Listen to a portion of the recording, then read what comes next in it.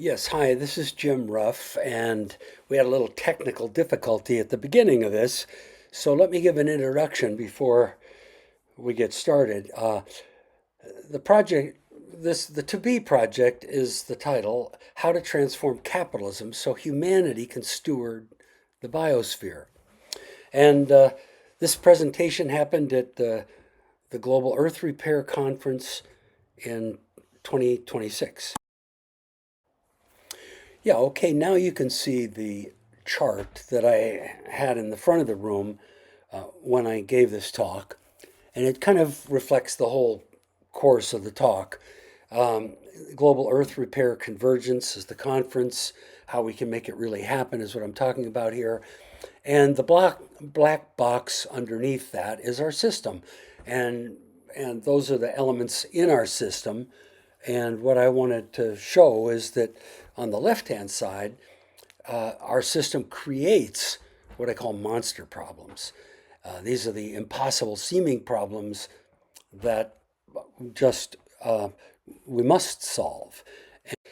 Now, the people at the conference are here trying to work within the system, and they have basic solution ideas to, well, they're just taking the biosphere issue and the collapsing, and they have a solution, and they're working often in their locality to try and fix things. So they have like climate solutions that they're dealing with, and plant solutions, and soil solutions, regenerative farming solutions, earthwork, etc. So we're all gathered here with people who have solution ideas, and then they want to extend these solutions to have them not just be in their locality, but to somehow network and influence the larger system. As we join the video and overcome the technical difficulties, the point is being made that the system is creating these monsters. So they reside outside the system, and they can't be solved from within the system. Our system offers this. Boom, boom, boom, that's it. And I'm sorry, they're not enough. They're great, but they're not enough. So there's a missing we here. Who's the we that we all want to have existing in this world? What's the we that should be there? We the people? Bingo. Yes, there should be the ideal global actor is all of us in one conversation, being wise and responsible, good listeners, thinking together, coming up with a holistic action plan. A real action plan, something that can really work. And when that happens, of course, well, we're all on board with it because we all co-created it. And in fact, at some point down the road, if we were to have this conversation that was ongoing, at some point we'll realize, wait a minute, we're actually in charge. There's no higher authority than us. We can set up a global governance, we can set up a master plan, we can set up all that stuff. I think we zero can set this up. We don't need permission from anybody to do it. There's a magic sauce. Want to take another shot at the magic sauce? Local. What'd you say? Local. Local. Okay. So local is a yeah. Local is a component part of it, right? Local is a component, but it has to be global also. It has to be global. I mean, it can't just be local. It can't be local. There is a form of conversation that we lost somewhere. The founders of our country happened in the Enlightenment. And they set up a system of thinking and talking and making decisions based on judgment, on agreement, the word agreement, judgment. A lot of these words, all the words that we have don't point to the kind of conversation we need. But I think indigenous people, and we were all once indigenous people, we had that. We would gather into a wisdom circle or wisdom council, and we knew that we would just talk until everybody was on board and we were all happy. And then we all got on board and we all knew what to do. But there's something called a Dunbar number where you get up too high, 150 or something, I've forgotten exactly, where too many people, and then it crumbles. All of these words are oriented toward decision making. Does anybody know what the root for that is? What does decision mean? I mean, what's the root for that? It means. I recently learned from someone that it means to actually be cut off from choice. Yeah, pretty much. D means away, and cision is like incision, precision, concision. It means cut away. It means, and it really involves judgment. So this is our system. This is what we do. We put people in rooms and we try and get a decision. And what we do in that is we cut away maybe the minority, like a voting. Cut away them. They don't count. We cut away our feelings. We cut away. It's really about that so that somehow we can do, there's an action, a collective action that can happen, but it isn't all of us visiting together, trying to figure out what's best for everybody, facing the real problems, being creative together, having breakthroughs. We're not doing that. And that, I'm going to give a different name to it. It doesn't have a name, so we have to give it a name. Call it choice creating. So we got decision making and choice creating. Choice what? Choice creating. Creating. If you can read that, maybe. It's a creative process. This is the kind of conversation we need to have. All of us need that. We need to have it in government. We need to have it in organizations. We need to have it. We have to be in this creative, collaborative place where we're listening, and empathetic listening, whatever. We're co-creating the collective will. Now, if you and I know how to facilitate that, this is one magic sauce, if you will. Another magic sauce is facilitation. Because some people think there's only two possibilities here, bottom-up change or top-down change, right? There's a whole nother realm. If you and I facilitate, when you facilitate a meeting, turns out everybody in the room now is thinking at a higher level, and if they think at the highest level, which I think is choice creating, they have breakthroughs and shifts, and all of a sudden, absolutely everybody in the room is saying, yeah, this is better than what I walked in the door with. Let's do this. So I'm saying that the process of facilitation, I call it dynamic facilitation, can pretty much assure choice creating, especially when there's a impossible seeming problem. Because this kind of thinking is really super good for the emotional stuff, the impossible stuff, the dragons. Okay, so we got dynamic facilitation, and we know how to do it in small groups. We know how to create choice creating. Now, and I can tell you more about that if we have time and you want. The website's really loaded with stuff. But the other piece is, how do we do this at large scale? How do we do it for, the whole network of people? That's too many people. It's more than the Dunbar number. How do we do it then? Well, we call it the Wisdom Council process.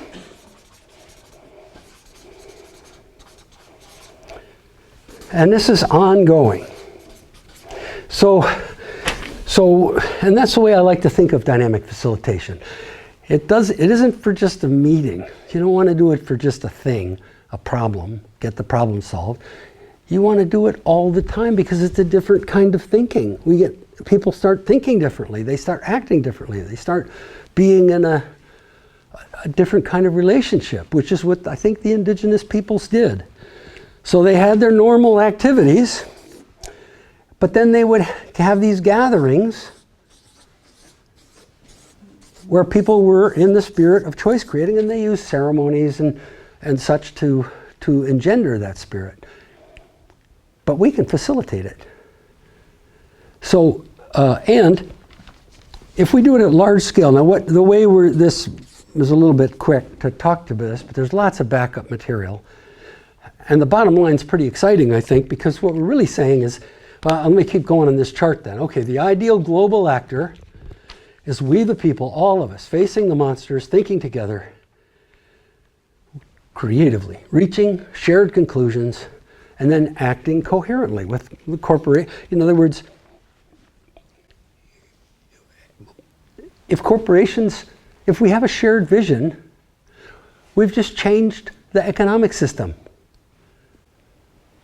If everybody's in a shared vision of what we want to be accomplishing, and we have shared understandings of truth, which is what happens in choice creating, well, there goes the media silo problem, because we now have trumped the different money-making adventures out there that corporations are doing. And all of us are reaching shared understandings of what is really going on. We get it through breakthroughs and shifts. And then we have shared understandings of what we're trying to do.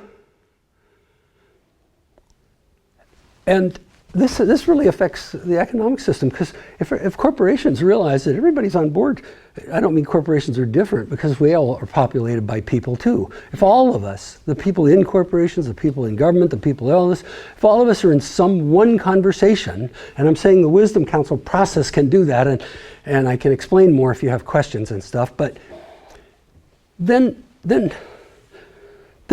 I mean, it overtakes the profit incentive. A profit motive. I mean, we're all in a corporation trying to do stuff, but we're all really trying to achieve a shared vision, which we don't have. What we have, our system is, don't let me go too fast. I mean, if you're going to, yeah, okay. So, well, you're going to have a question? I guess I'm just curious about the shared vision. How do we arrive at a shared vision when our values are different across? Yes, yes. Right now, we have this conversation. In fact, our founders, when they set up our system, they did a great job for their time. So we had the authority of the king, and your job in a king system is loyalty. And our founders set up, I'm going to get to the values question in a minute, but the founders set up a system where the Constitution, a social contract, is supposed to be at the top, right? And that really sets up a competition. It's like the rules of the game. So you have this competition that's structured. It's structured into our psyche. So we have different values because we are in a different, it's like the blue team versus the red team. That's the whole name of the game. Your loyalty is to the red team or the blue team. So you have different values. Everybody wants to think it's individuals. No, it's the structure. I mean, it's individuals too, but I hope that's a good enough answer. I see another hand somewhere. Was that you? Yeah. I was asking you to say more about the competition piece. So you think the Constitution sets us up as a two-party system, looking for differences between us so that we can... Yeah, it's easy, because if you do voting and you do first past the post, meaning the majority wins, well, everybody gets it that you have to have, what are we going to do to get that majority? We have to get that majority, so we all have to be loyal to our tribe so that we get our thing. Now, of course, there's new ideas about ranked choice voting and things like that could make a difference there, but still, we're still structured to be in a competition. Special interests, everybody is, the founders were in a different time. They had just a few people on the continent, in their section of the continent. And farmers, fishers, craftspeople. They didn't need much government or anything, so the founders set up the rules of the game, but it wasn't a competition so much. But as you get more and more crowded and interdependent, the competition model breaks down.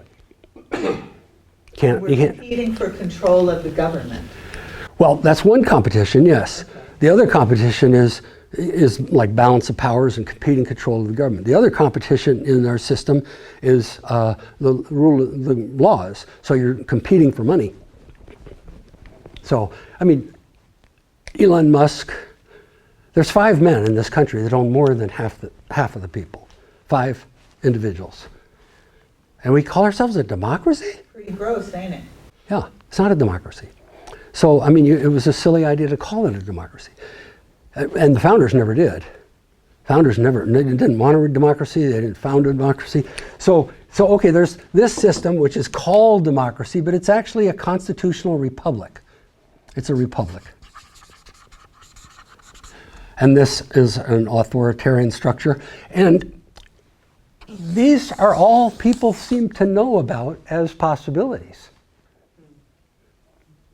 But if you and I can facilitate this new conversation around whatever it is we have, this new conversation, there's a we the people conversation, using the Wisdom Council process, which needs a little more explanation, but then we have a whole new system. We have a system that's based more in, hey, what do we want to do? Let's check, time out, how are we doing? Is this kind of world we want? Was it okay we're trashing the planet? Is it okay we're going to have wars? Is it okay to have a president hardly anybody wants? No, we can't have that conversation. It's not available to us because the founders didn't set it up. Now I'm talking US right now, but the same thing's true globally. Because we have these 2 possibilities, the autocracies and the republics. That's it. What we need is this facilitative moment to set up the new conversation, which is really around the both. And all of a sudden, now what happens in this?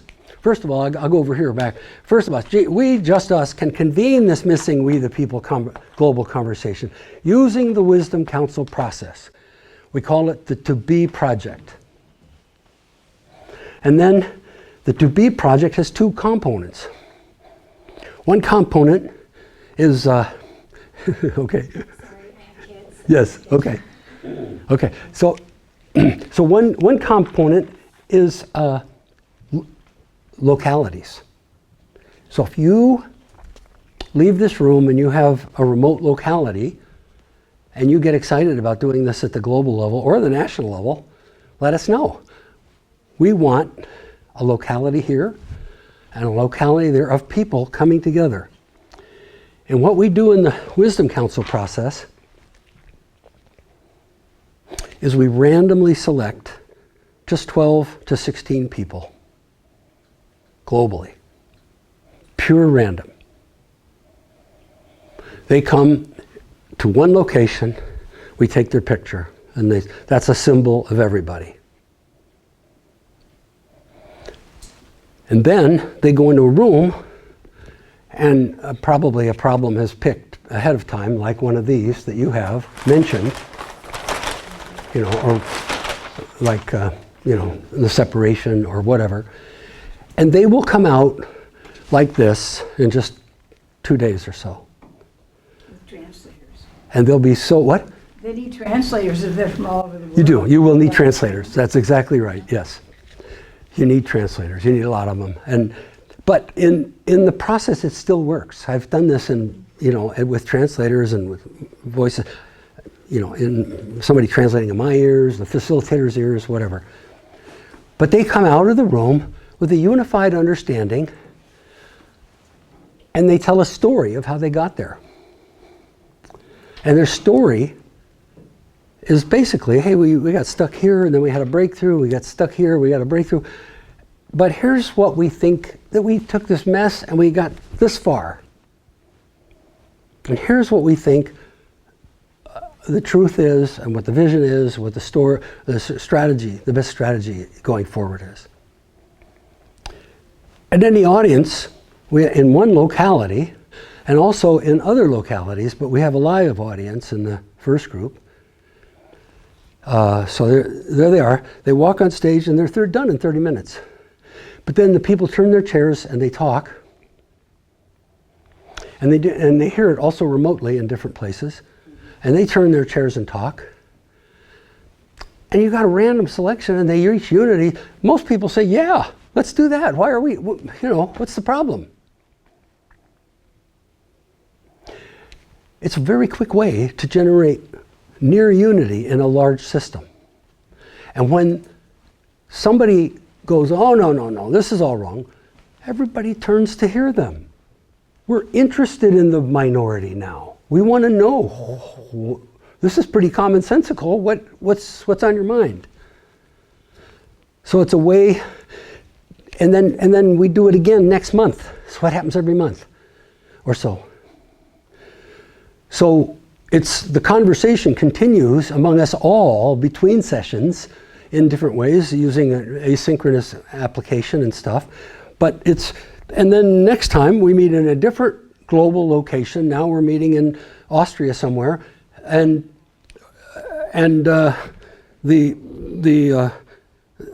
Wisdom Council presents to them. But the other audiences that are coming and that have happened are also paying attention. I mean, they want to be a part of what they are evolving.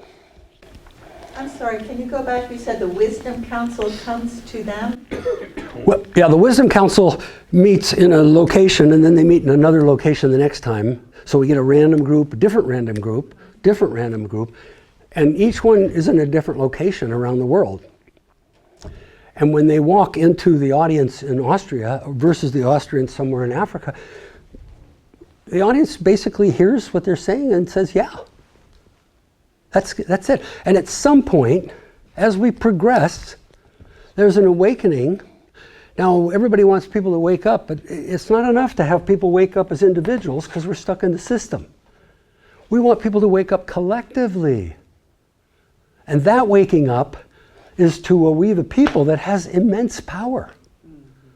When the Wisdom Council speaks and everybody goes, yes, politicians go, I was saying that all along. Yeah. Say again? I said, yeah, I agree. Yeah. Question though, where is this happening in the world in real time that you've witnessed that's close to this Wisdom Council rotation? We've never done the rotation. Okay, well. We've never done the rotation. In Austria, in what? Anything close to what you're speaking of? Yeah. Well, so we've done lots of experiments in Port Townsend we've done 5 experiments, 3 times in the food co-op, 3 times in the community development department, 3 times in the high schools, 3 times, we've done enough to realize, hey, this is working. But the problem in the local area is they can always gather somebody in a room. They can tell, hey, we're going to have the whole town meet. So they don't see it as so special.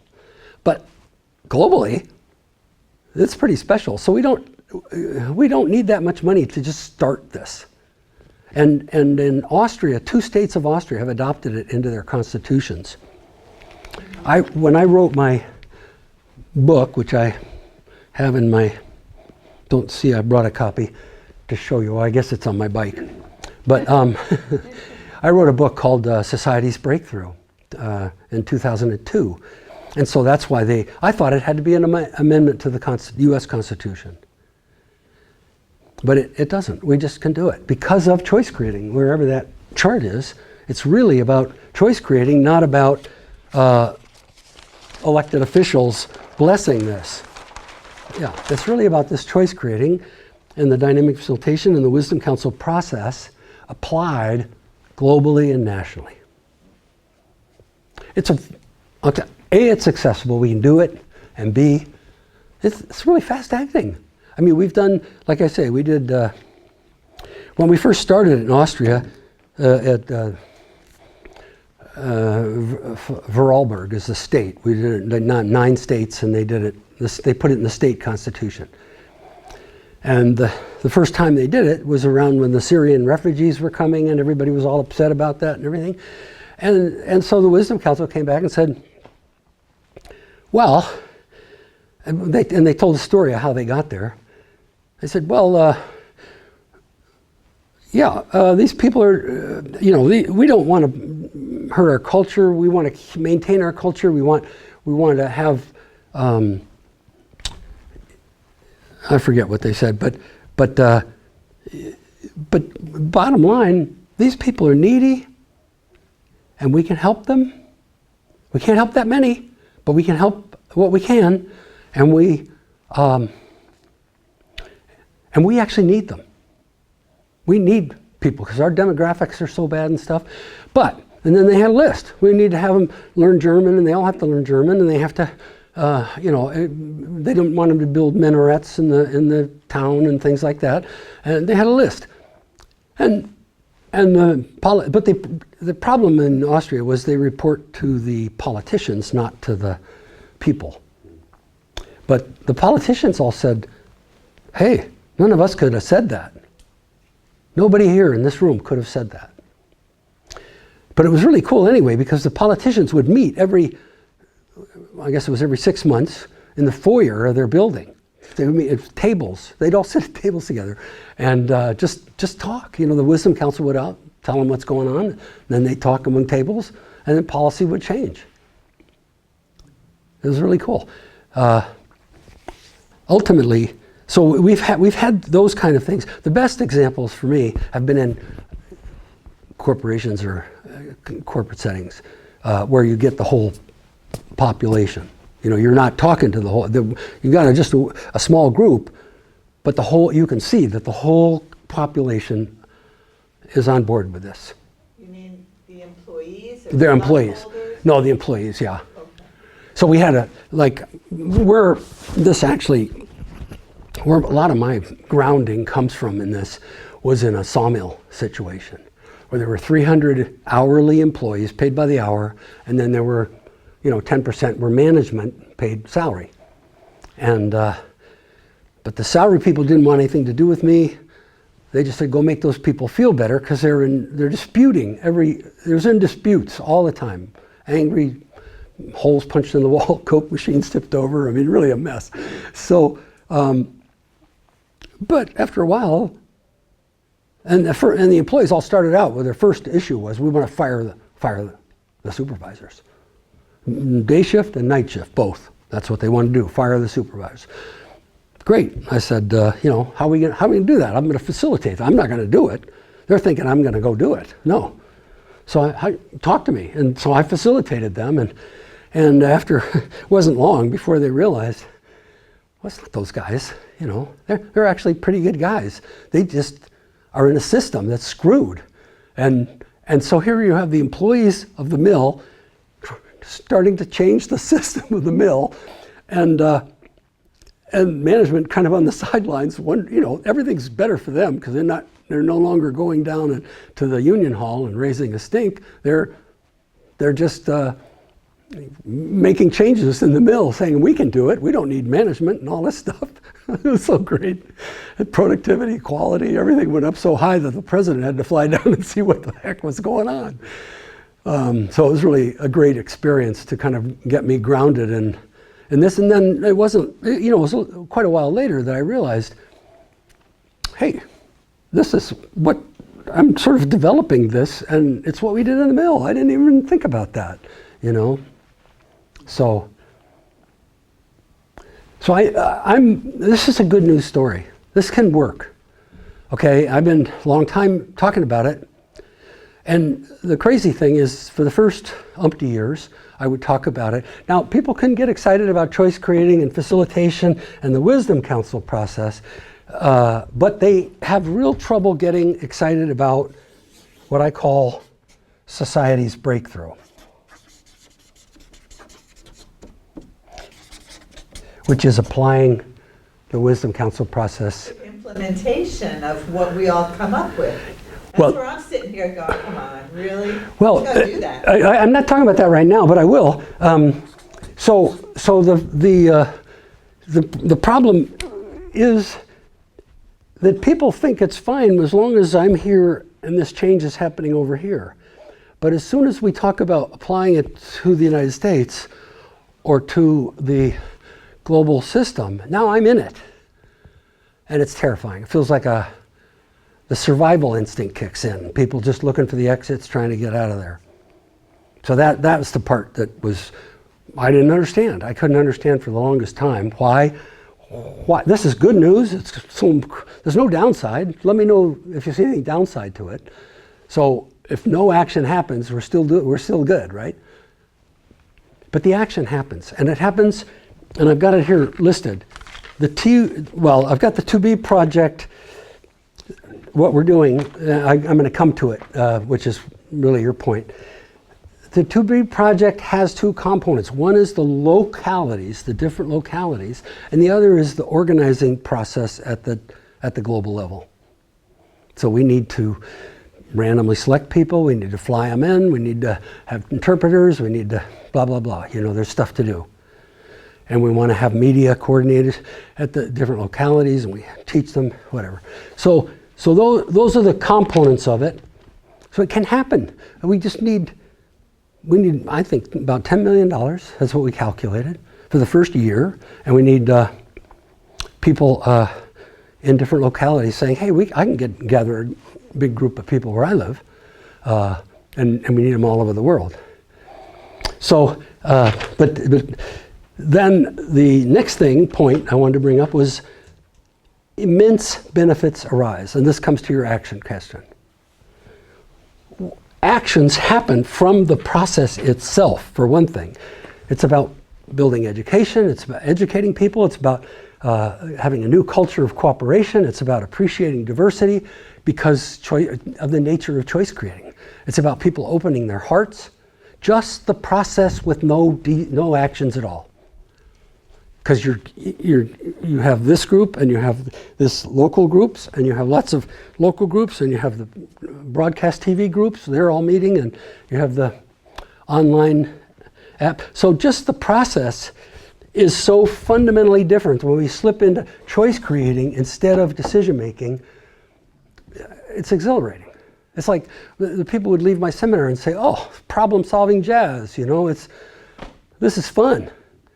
To solve problems with diversity. You need diversity to have a breakthrough. So, and then the other thing, and then beyond just the process, the group has conclusions. They come up with answers. And so when the answers they come up with, if everybody's nodding, I'm a politician, I'm smart, I jump ahead. I say, this is what I've been saying all along. There was a reason why politicians go into tribes is because they want to get reelected, right? How do you get reelected if you have a majority, a growing mass of people saying, no, we don't want any of that politics stuff. We want human values. We want to aim here, and this is how we aim to do it. And so the conclusions are wise and responsible, and on the issues, and also when it's all these other actors. The people respond. Oh, we're all coming to. This is the way the world's turning. This is what we're doing. So they respond, and the organizations. So all these actions that are part of the global Earth repair now have a receptive audience, not only to the we the people piece, but they have. The people now are already on board with a lot of this stuff, and they're already on board. The organizations are tilting this way, and the officials get it that if we're going to make policy, we have to respond to this new emergent we the people audience. Yes. Can you share an example of where that's happened and taken place and new policy's been created that is fairly recent? Well, that's a really good question. I was thinking, because I'm not in Austria, so I do have examples of that. But so much of what happens isn't so. Policies are the only thing we got in this system. As soon as we change systems, it's like, oh, yeah, why would we be making laws about that? You know, so there's a transformation. Like, for instance, I did one group with on abortion, and they were just so angry, you know, and then, I mean, that's where they were, and then we came into the room and we talked about solutions. What's your solution? Oh yeah, we got to policy this, and what's your solution? Policy that. And then as they get talking, they realize, hey, the real goal here is we just don't want people to choose abortion. How do we assure that every child born is born into a family that wants and loves them? That was their problem statement. Well, all of a sudden, they're all working together trying to figure that out. What's the best way to do that? And only the whole idea of policy just kind of goes to the sidelines when you're really working on the problem. Yeah. Could you talk a little bit more about the role of the local group versus the role of the Wisdom Council? Yeah, well, that's right. Well, first of all, we were organizing, and there's one group organizing things, and they get together, the Wisdom Council. Now, the Wisdom Council, you just are randomly selected. You show up, okay, I'm here. I mean, I was neat. I got to fly to wherever it was, London, and see what's going on, and we went out for a while, and then we just go into a room, and probably there's an issue already on board, so we know that we're going to start talking about whatever. It's immigrants, probably. That's a big one.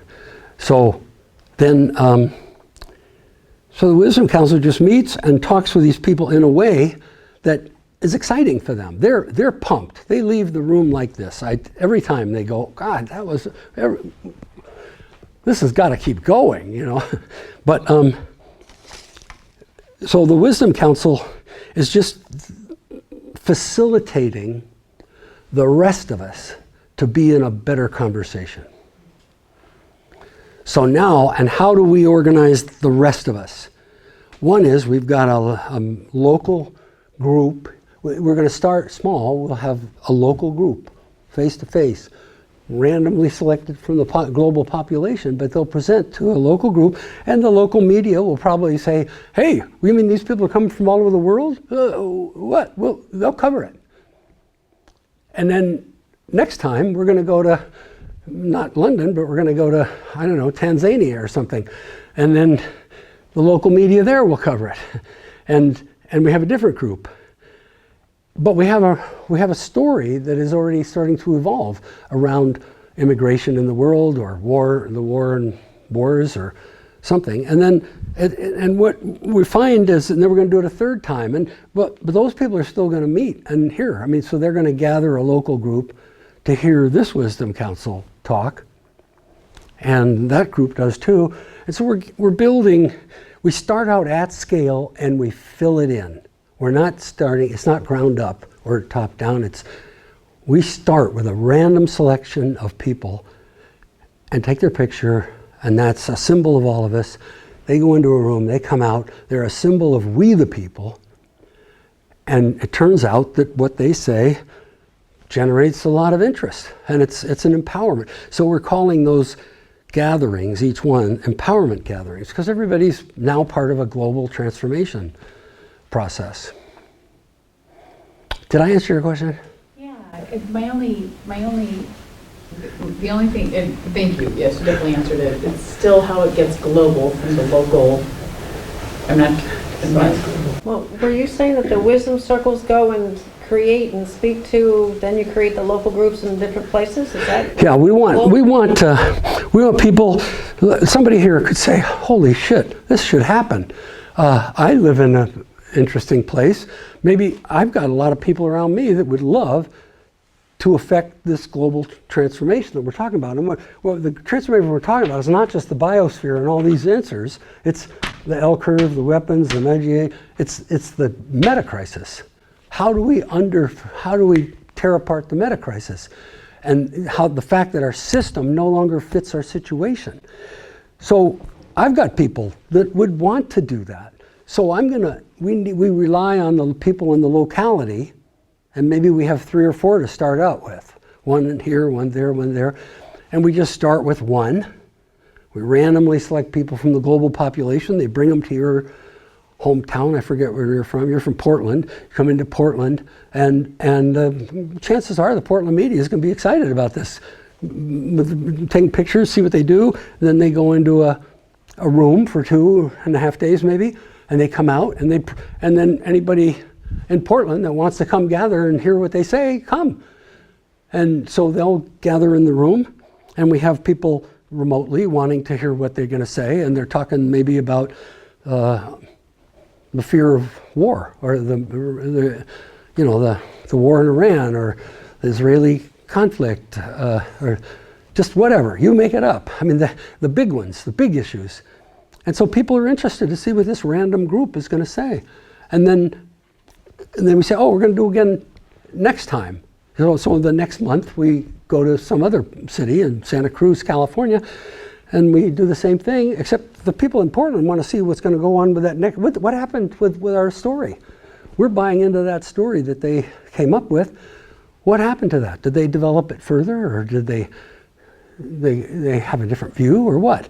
And so our trick here is it'd be great to have lots of money and lots of media and just make a big thing of it, but we don't have that. So we're going to be hidden behind the curtain for a while until all of a sudden I think people are going to wake up and realize, wait a minute, this is a real thing. It's not a social movement, but it's more powerful than that, because it can change the Constitution. It can change the system. I mean, it is a change of the system.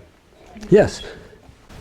I guess I keep thinking about or considering, given it's a random selection of people and the intention is diversity, of how safe people feel really speaking their heart or their mind in a group of people who are other than them, or who do have, diverse perspectives. Just that question around safety.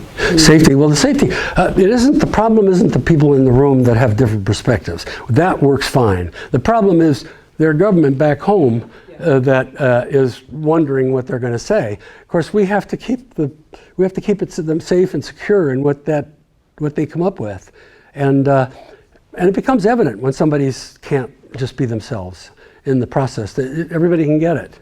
That they're not really themselves. So yeah, there is a security problem, especially globally.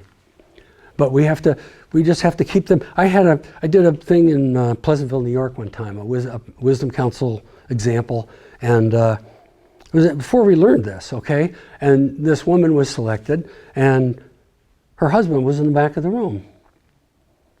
Well, she just constantly couldn't be herself, and it's like, oh, I didn't anticipate that. Whoops. so we had to change that. Now we protect people. How do you protect people? Well, we seal the room. Nobody can be in there but the camera people or whatever, and the facilitator and the people. And we ask them not to talk to others about what's coming up and stuff during the breaks, and so it's always a communal thing, And someone might say, well, I have to be strong and represent my government, because they can say that. And so, okay, now we have a new problem. How do we help you be strong or appear strong and represent, what you did? And, everybody helps that person deal with their issue so that we can all move the dial forward in the right, in a real direction. Yeah. Question about how do you pick the random people? Well, it's pure random, so we're not going to do that. We're going to turn that over to some polling agency or something. We want a polling agency to just deliver pure random. Because there's men and there's women and there's everyone else, and also people. I can imagine picking someone and they can't leave because of their job or financial responsibility. Yeah, we set up. Only get the people that are retired, or how do you? Well, we set up rules ahead of time, like we're going to make 3 phone calls. If they only answer by 3 times, we're going to visit their door. We're going to do this or that. We're going to, if they need transportation, we'll go have a car, pick them up. It's the hub that has to figure out we want the 12 or 16 people that we select to come. And we'll do a lot to try and get that, but we can't do everything. And then we did one in my hometown, and this woman who was about my age, I think, but she was real frail. And so we talked her into coming. And then she was kind of a star because we were talking about box stores coming into Port Townsend. I forgot you all know where Port Townsend is. So, but anyway, she said, it was just real quiet. Everybody's really anxious about Rite Aid coming to town, and I think McDonald's was part of that. And she said, well, I mean, J.C. Penney's was here a long time ago, and they were wonderful. And it just kind of rocked everybody. We forgot that box stores are not new. I mean, these chains, they aren't new. Anyway, that was fun. She was a star. So, let's see. Okay, so have I gone through this? No. So immense benefits, and then the third benefit is from the system transformation itself. Like, if there is a legitimate we the people, we're living in a democracy. We don't have a democracy, right? We all get that? We all say we are, and then we have this authoritarian threat, and we want to get back to democracy. No, that's not the idea. We want to go to democracy, to a real democracy. And we call it a wise democracy, of, by, and for the people, plus wisdom. And so that has immense. Bottom line, what that does is it stops creating the monster problems that we started with, because these monsters, wherever they are caused. Oh, here they are, over here. These monsters, plus the ones you mentioned, are caused by this disconnect between our system and our situation. We have to upgrade our system to a new system. And this, to me, this is about the circle system as opposed to what I call the box. Yeah, or wherever it is. Oh, there it is. So we have the triangle and the box. We think that's it. That's all we got. No, we just add this missing conversation in the spirit of choice creating. We just add one ongoing whole system choice creating conversation, and we're in a different system. We're now in something like what indigenous peoples around the world would do, to stop and think in a way that we can all say yes to. Yes, of course we want that. Of course we want these values, DEI. You may remember them. They've been in the news a lot. Diversity, equity, and inclusion. Okay, DEI, these values, they don't work on this system. If you're going to have you can't have DEI in a triangle system. But they're entirely essential if we're going to have a circle system. Diversity, equity, inclusion. That's how we get to that. We can't just legislate it. If you just legislate it, you get pissed off people in the minority, right? We find out even now the whole civil rights movement, which was a huge success, is being reversed by people who are still pissed off. This is a system that this can't work in my judgment, and so it's natural that we would be drifting back to this. So we need to go forward. We need to go to this next, we have to start thinking. And here's a way to do it. So, okay, and then, so the new system arises, governance, economics. I know this is a lot to believe, but I've been wrestling with this beast for over 30 years, and I am so convinced this would work. A lot of stories. But anyway, the bottom line, so I'm saying that if we want to deal not only with all these, coordinating all these, is to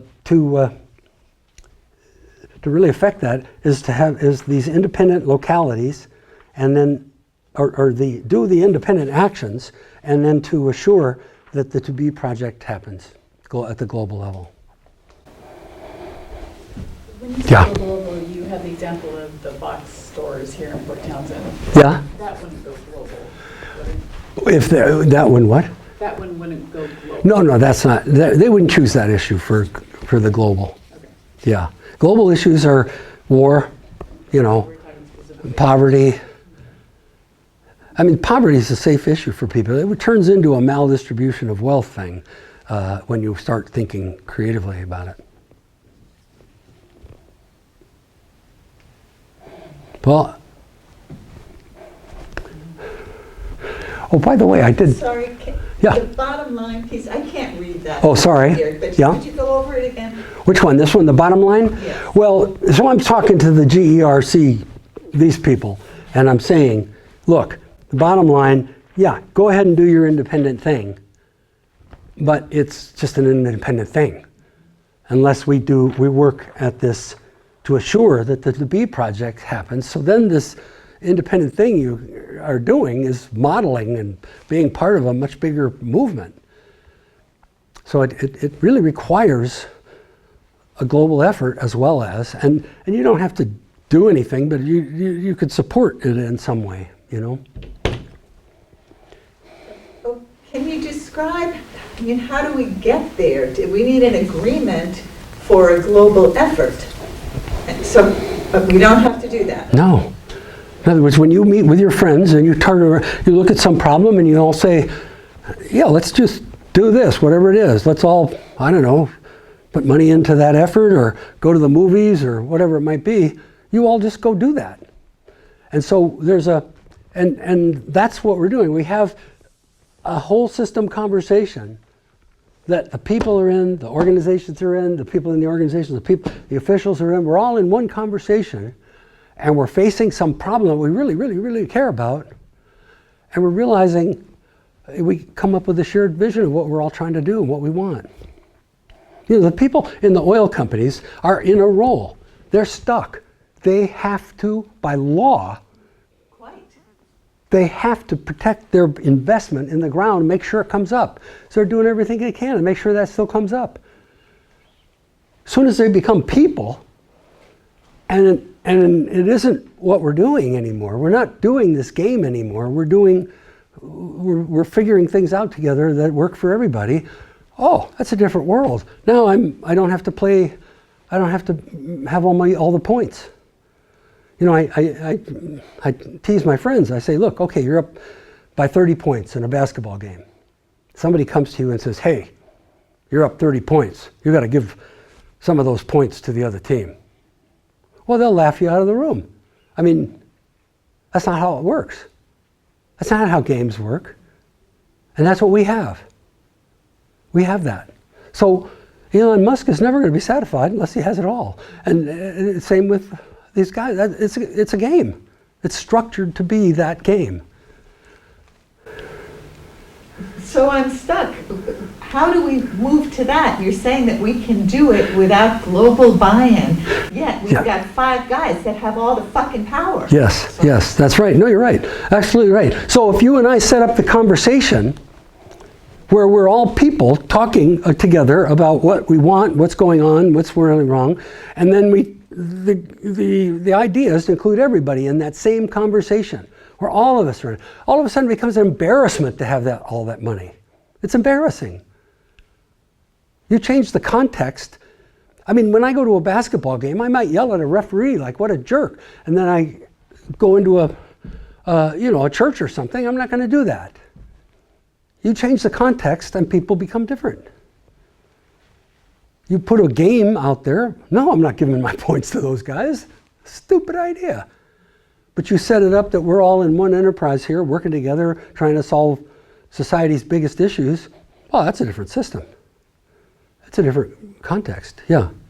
Wait, so what are you saying the epiphany would be that the group would come to that would make those people in power embarrassed? Well, I'm not saying it would be an epiphany. I'm saying that there's a context.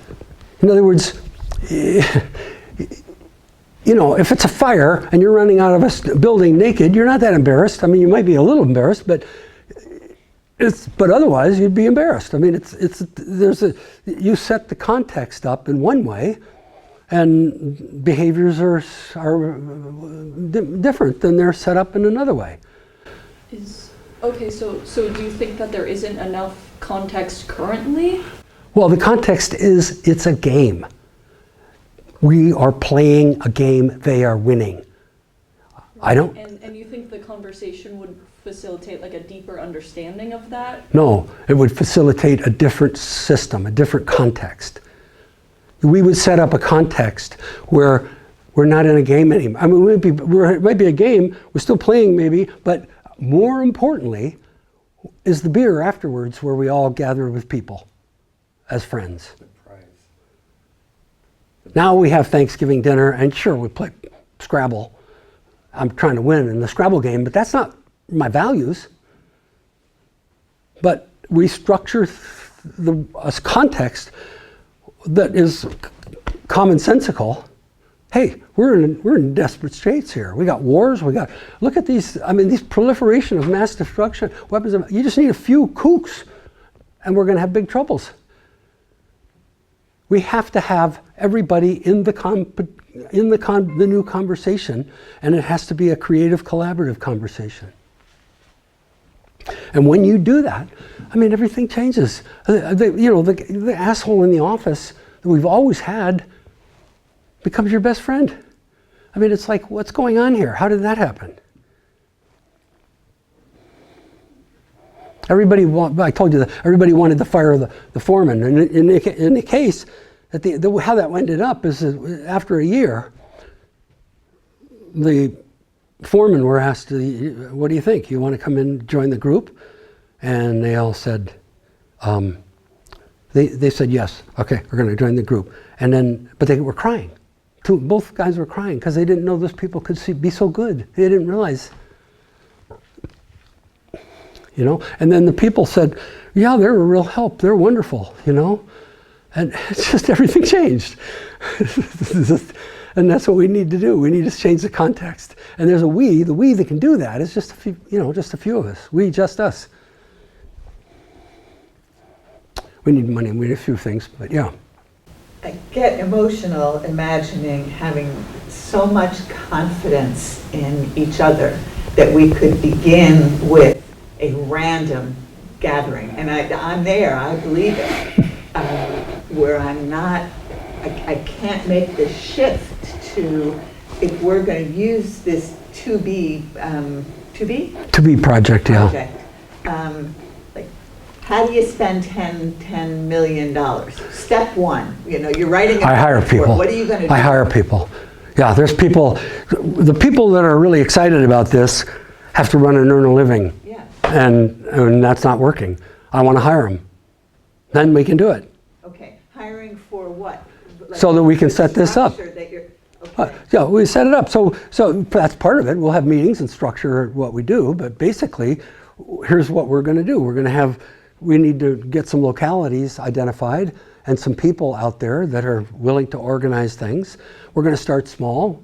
We'll try right here in Port Townsend, it can be. We're going to have to randomly select. We hire a firm that is known as a pollster. They'll deliver. We just want them to deliver 12 to 16 people, in this time frame. But they're going to be, and we have to compensate them. I don't know how much. We have to give them a stipend, I guess. But, just stuff like that. And then each gathering will have a focus, and you just build. Yeah, it could be the same one as last time, but yes. Could be. And it doesn't matter what, we'll start with an issue, but the real deal is the Wisdom Council itself will pick the issue. Even though, the group may say, okay, we're going to work on immigration or poverty, work on poverty. Well, the Wisdom Council likely will say, it's really about distribution of wealth. We can't just heal the poor people. That's not going to work. That's the way people want you to think about it, but I think as soon as anybody puts any thought into it, they realize, oh, wait a minute, this distribution of wealth can't work in a quote, democracy. You said there was a website? Say again, You Carolyn? said there was a website? Yes, wisedemocracy.org.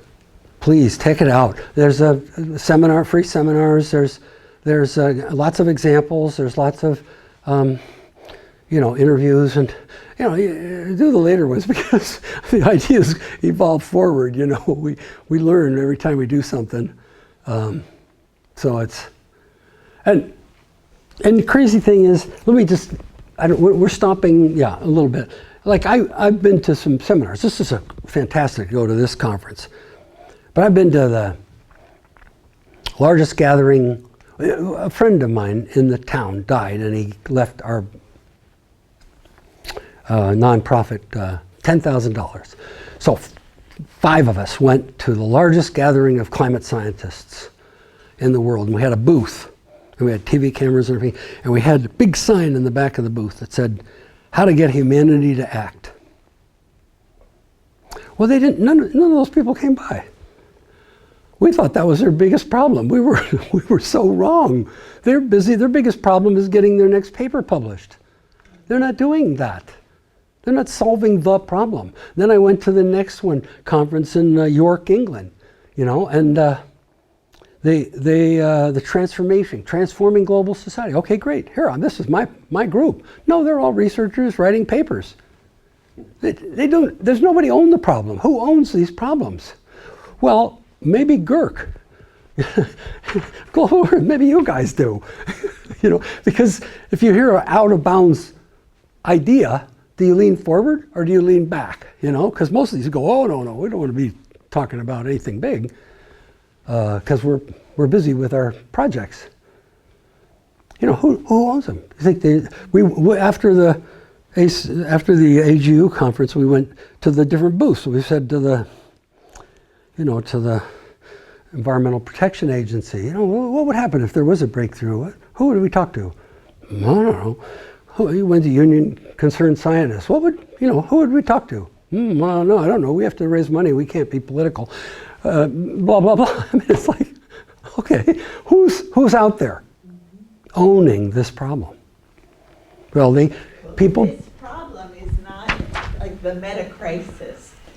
Everybody's working for a different not-for-profit or regulatory agency or whatever, and there is no holistic approach to the thing. Yes, that's what I've discovered too. And it's so upsetting. There's also no agreement on what the problems actually are. Some people might think war is a problem and some people might not.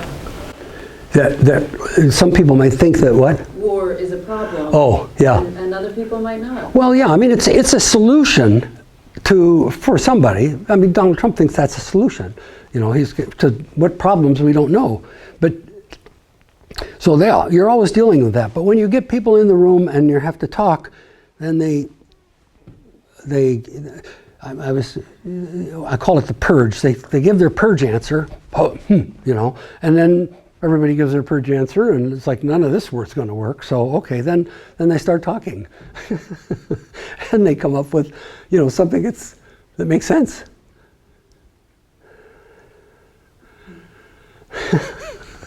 So, yeah, I got some cards here, some flyers and stuff, and I really appreciate your sticking it out. And say more about your organization, like who are you and what are you doing and what do you need? Well, we call ourselves the Center for Wise Democracy, and really a lot of it's really been me and my wife, my first wife, and then I did my seminars, I kept doing my seminars, so now we have some other people that are involved, but it's hard for somebody to just go, holy shit, this has to happen.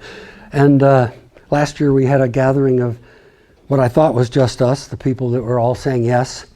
We had it here in Port Townsend or on Marrowstone Island, but I realized they just can't do it. They can't break their life loose enough. There isn't I just want to find out who's out there, who can own this problem, because this has to happen. I don't know what else is out there. We've tested each element of this, and okay, we haven't tested the global part or the national part, but we've done it at large scale, and it really can work. And it is driven by indigenous wisdom in the sense of the conversation, you know, the caliber of the conversation. They would use kivas or talking sticks or something, ceremonies. So that's the caliber of conversation we have to have back. So. It sounds like a restorative circle type, restorative justice type model. And sometimes those are when there's conflict and you're bringing people together to hear each other, and the hope is that ultimately everybody knows what to do because they've been guided towards hearing each other. Yeah, we're going to hold a space. The way we do it is we have 4 charts: solutions, data, concerns, problem statements. And whatever you say goes on one of those charts. We're going to hear whatever anybody says. And at some point, they start to make sense. It's like, oh, wait a minute. What problem we thought we had isn't really it. It's this problem. That's the real problem statement.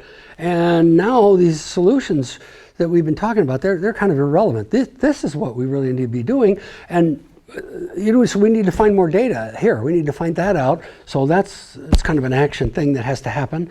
And some, let's say, how does it do with our concerns? Oh yeah, that pretty much, we handled our concerns. So it's a way of holding space where everybody gets who they are. In fact, what happens after a while is people stop with the pulling stuff off the shelf in the back of the brain, and they start looking inside to find out what they really feel, what they really think, and they become more authentic. And that's how we start making progress.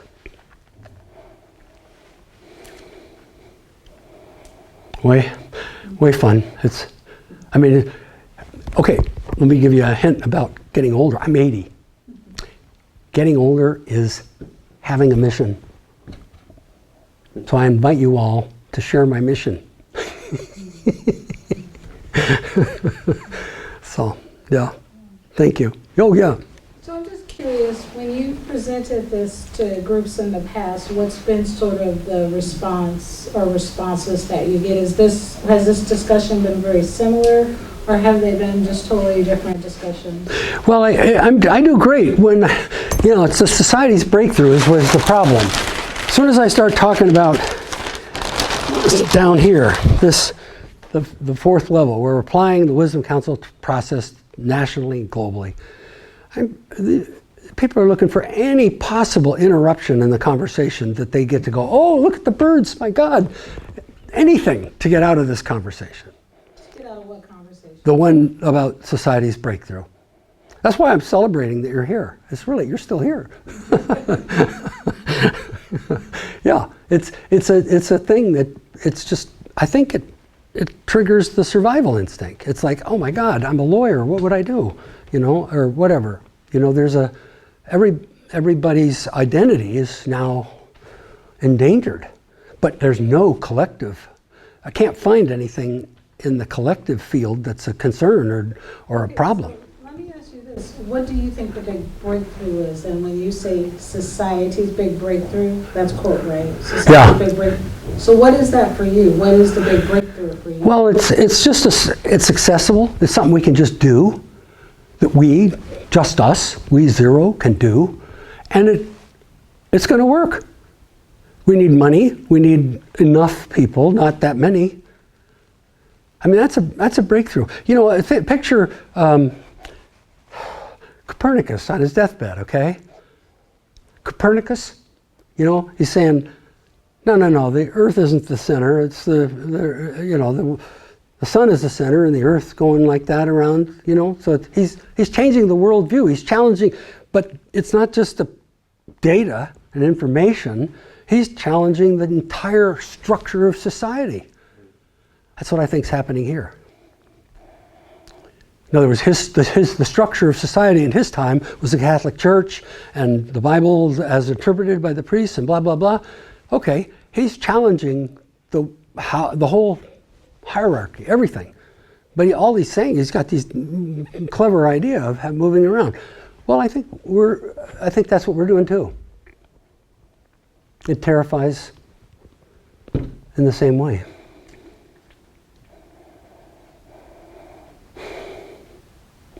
You know, we have a society that kind of got, well, we had this Native American thing was just beautiful that way. They're just telling us how we've lost track of our hearts, and the minds somehow got on top, and blah, blah, blah, you know, and we're in a conceptual worldview. I mean, the Enlightenment was beautiful. The scientific revolution, all that stuff was great.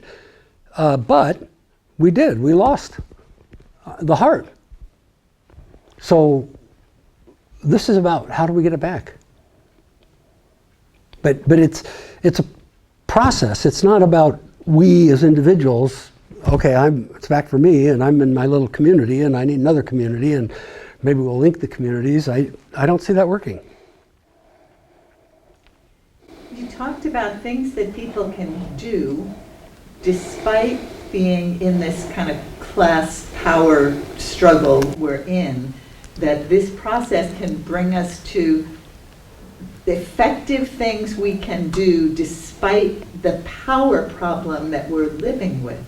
Well, I think, yeah, this also overturns the power thing, but it is true that what we really, you know, we're meeting. I guess we have to stop. You know, so how? Yeah. Anyway, it's all of it. That how do we find what we can do? And right now, I mean, I think. You know, if you know somebody who's, I think we need $10 million. That's what I think we need. And just a few people. We need, you know, 12 or 16 people to start. Well, that's what you know, and we'll just start it. But I think we'll do the US first, because that's the one in real danger. And then global. Global's harder, because we need, I mean, it'll be harder. Thank you for staying. That's really cool.